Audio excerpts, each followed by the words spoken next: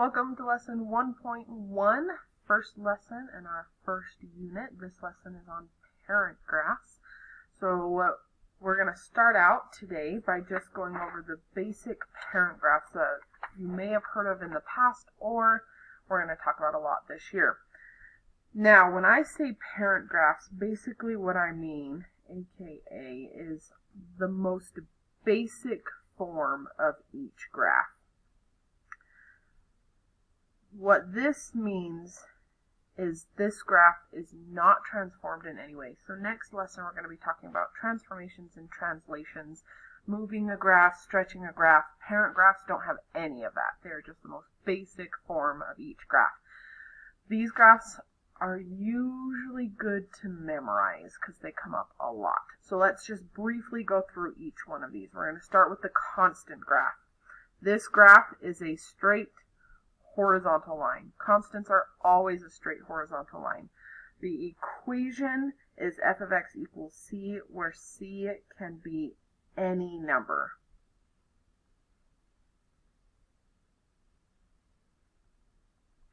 Now this means that horizontal line could move. It could be really low, it could be negative, but a constant graph will always be horizontal.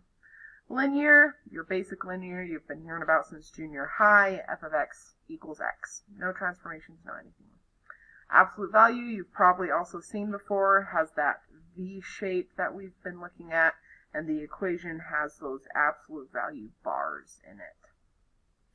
Quadratic, you probably learned about a lot last year. Quadratic has that parabola shape, and the equation is f of x equals x squared. Next one is square root. Square root is a little interesting because this graph has an arrow, meaning it goes on and on and on in one direction, but it actually has a point in the left direction. So not arrows on both sides. So this graph goes to a point and then stops. Equation is, of course, f of x equals square root of x. Cubic, I like to call this one the dead worm on the sidewalk. That's kind of what it looks like to me. Equation is f of x equals x cubed. Cube root is kind of like the cubic laying on its side. Equation f of x equals cube root of x.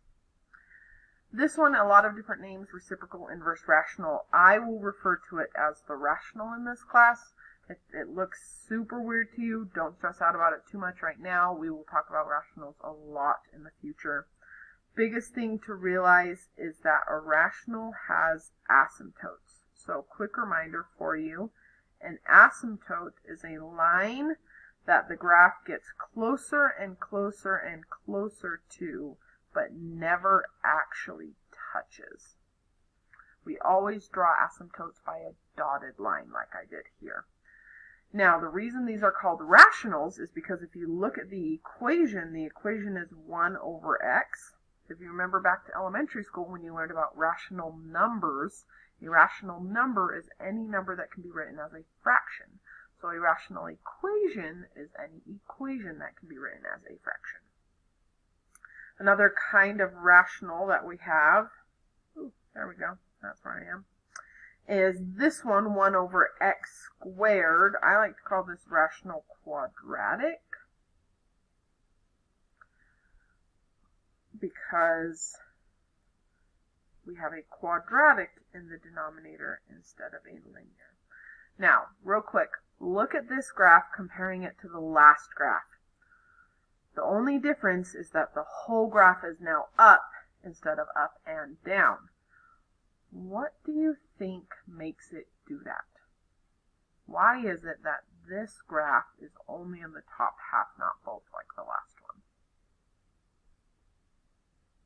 Well, it's because we have that x squared term in the denominator. If you remember, if you square a negative number, it becomes positive. So all of those numbers that were down here in this negative section are now up here because they've been squared and have become positive. Okay, next, logarithmic. Don't worry about this one too much right now. We will talk about it much, much more later. Logarithms also have an asymptote. So we draw that in with our dotted line. Equation is f of x equals ln of x, or aka log base e of x. Both are the same thing, just written in different ways. Now, quick note that e is a mathematical constant like pi. Pi is a mathematical constant, stands for 3.1415, goes on and on and on and on. E is the same thing. E just stands for a number. That number is 2.718, on and on and on. So whenever you see E, just know that it's a number. Now, logarithms can also have different bases. So, for example, maybe I wanted to do log base 10 of x. Totally fine. If it's log base e of x, we shorten it as ln, or the natural log, because e occurs a lot in nature. Now, exponential, I like to call this one the hockey stick shape, because it kind of looks like a hockey stick to me. Exponentials you should have seen before. Once again, we see that e for the equation, e to the x, just stands for the mathematical constant. But exponentials can have different bases, just like logarithms. So maybe instead I want to do 3 to the x, and that's totally fine.